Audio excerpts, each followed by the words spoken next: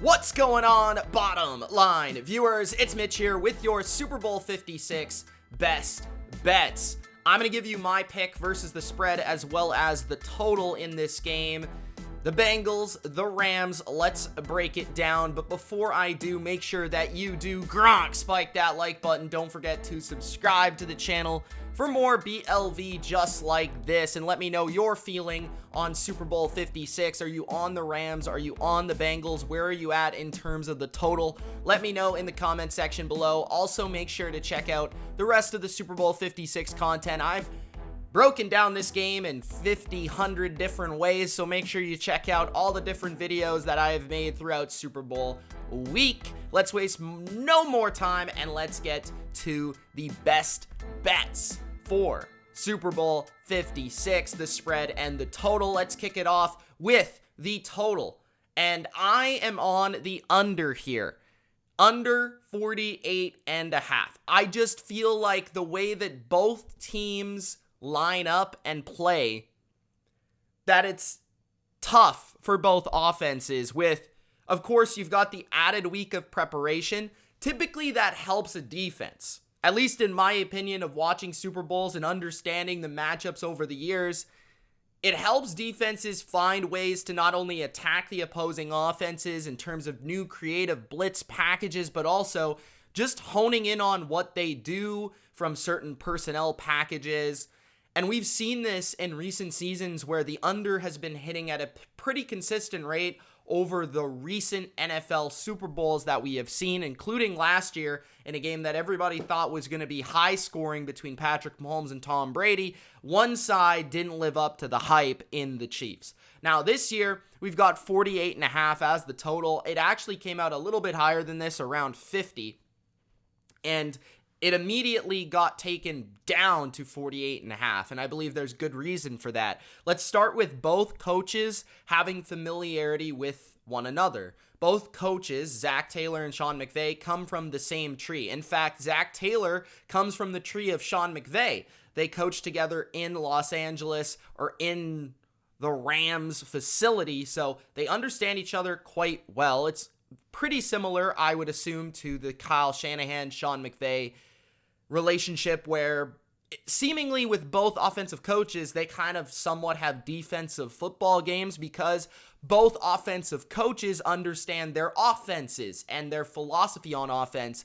That means that they can tell their coordinators, their DCs, and give them little ingredients to the offense that maybe other coaches don't know. You know, maybe little hints that give away certain tendencies and certain things, certain plays. That, I feel, actually does help the defense. On top of that, you've got a Bengals defensive coordinator in Big Lou, who everybody's struggling to say his last name, so I'm not going to be one of those people. He has been very creative over the last couple of weeks in the playoffs. He has been very game plan specific, and he has done a fabulous job of versus the Titans taking away Derrick Henry and versus the Chiefs confusing Patrick Mahomes when he needed to confuse Patrick Mahomes at the end of the game to come back and win. And in the second half, held him to 3 points once again. So the Bengals defense is very well schooled, very well taught, and they come with a different game plan every time, a different approach to attack that opposing offense. On the flip side,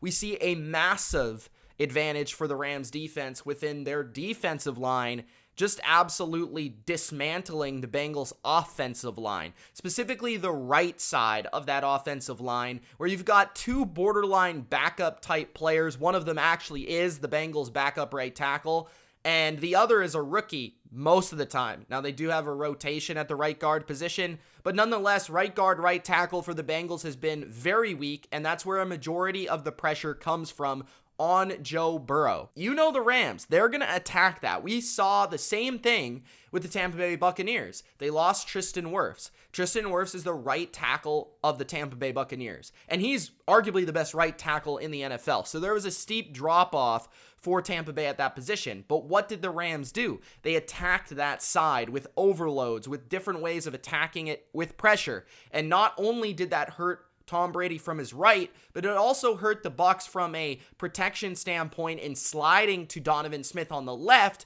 which just completely collapsed the pocket all around because Smith was getting beat at a higher rate than he typically is because there's not that extra blocker on his side when Tristan Wirfs is on the right.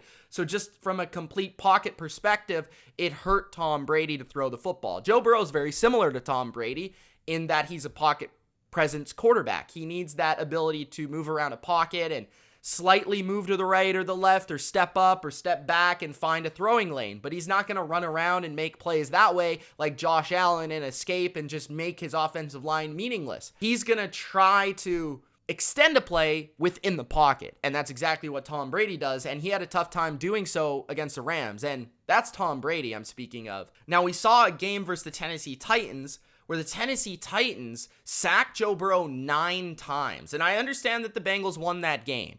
But 9 times being sacked is going to get you off the field. You're going to have to punt. You're going to get pressure. You're going to cause turnovers. There are going to be stops in the game if you get 9 sacks. And I'm not saying the Rams are going to get 9 sacks, but if they can get consistent pressure at near the same rate of the Titans and attack them in a similar approach of using a 4-man rush, using a variety of stunts, getting after it, overloading that right side with Von Miller and Aaron Donald on that same side, dropping Leonard Floyd off from the left side, coming with different stunts and different creative blitzes that you've built up throughout the last 2 weeks of preparation that maybe the Titans weren't able to, you're going to have immense pressure throughout the game. Aaron Donald's a guy that demands a double team. Von Miller's in his prime, looking in his prime at least.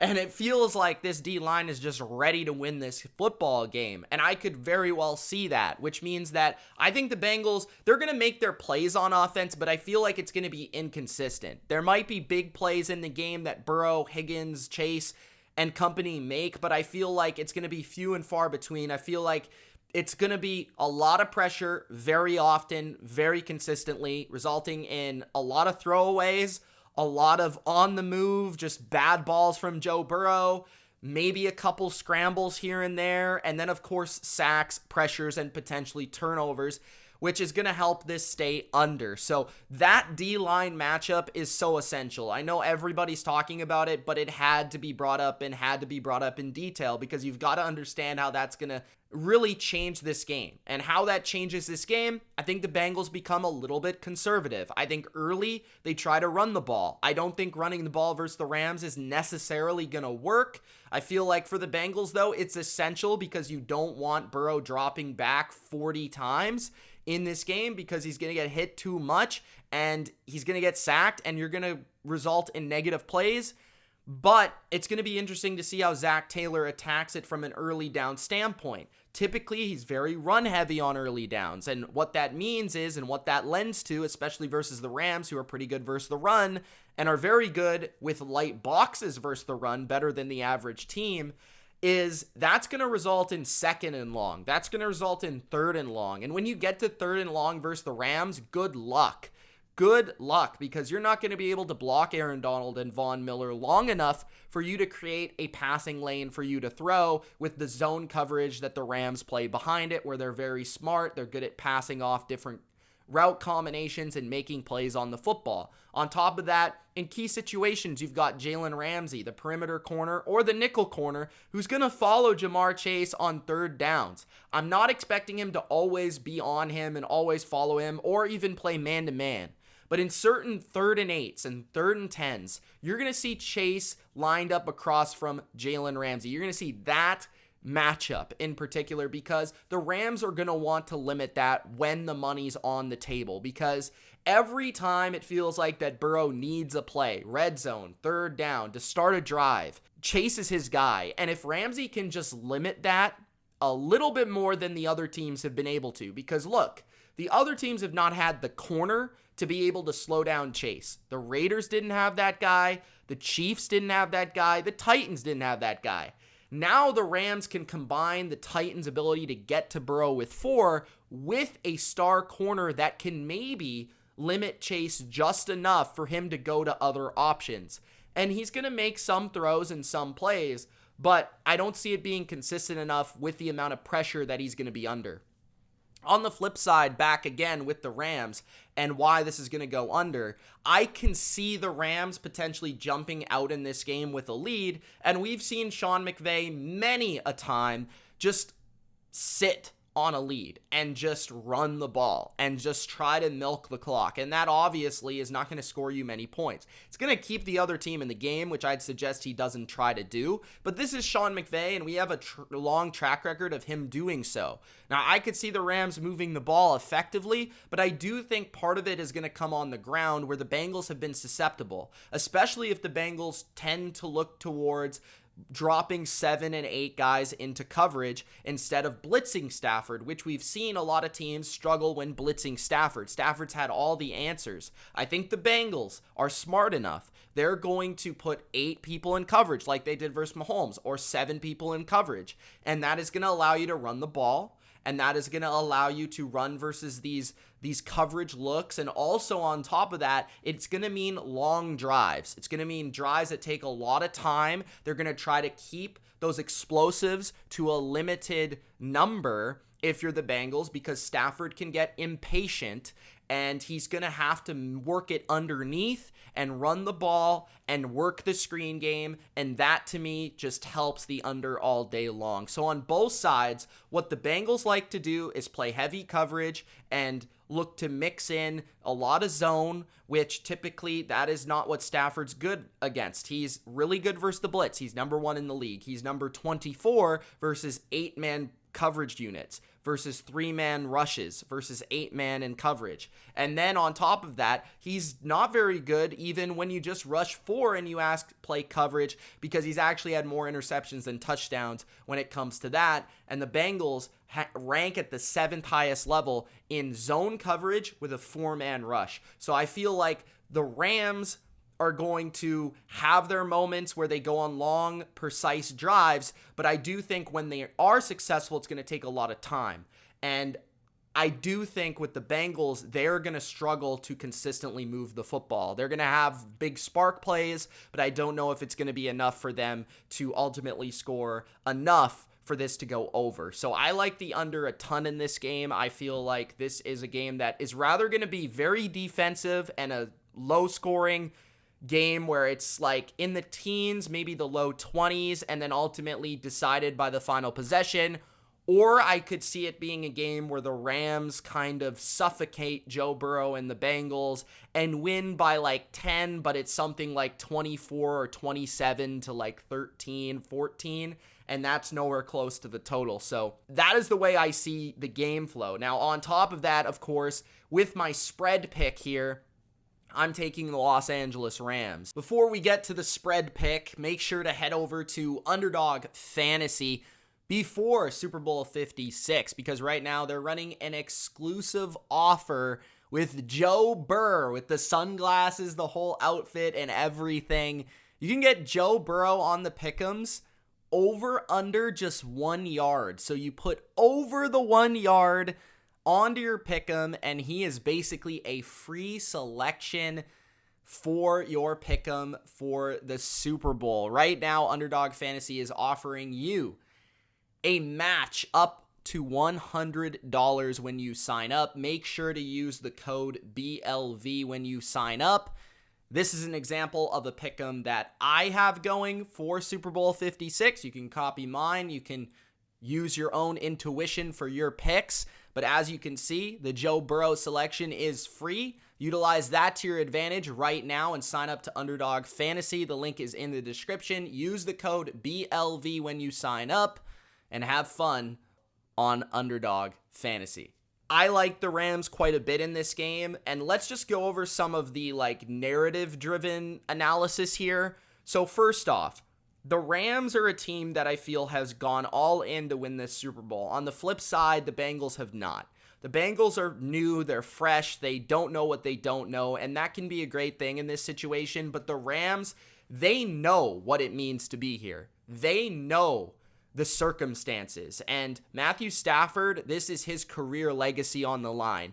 Aaron Donald has been there. He's lost. Sean McVay is going to be able to learn from his experience. I think he's going to take that, and he's going to be a better coach for it in this game. I feel like guys like Jalen Ramsey, Hall of Famers. You look at all the different type of Hall of Fame level talents here. Potentially Cooper Kupp, potentially Odell Beckham, potentially Aaron Donald, or not even potentially. And you've got Jalen Ramsey and these guys, Von Miller, who's a Hall of Famer. Like all these guys that can solidify their legacy, add to their legacy, get a ring to their collection. And I just feel like you look at the Rams and they have that want to. They feel like the Bucs from a year ago.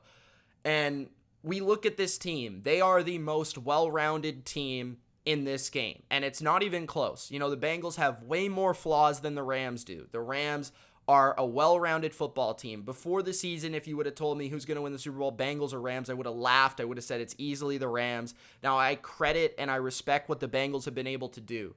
But the Rams were my second pick to win the Super Bowl. If the Bucs would have stayed healthy, I would have thought they won the Super Bowl. Obviously, that didn't happen. The Rams knocked them out. So the Rams would have been my next choice, and they're right on that path. They've had this expectation the whole time, and they have been working towards this goal the whole time.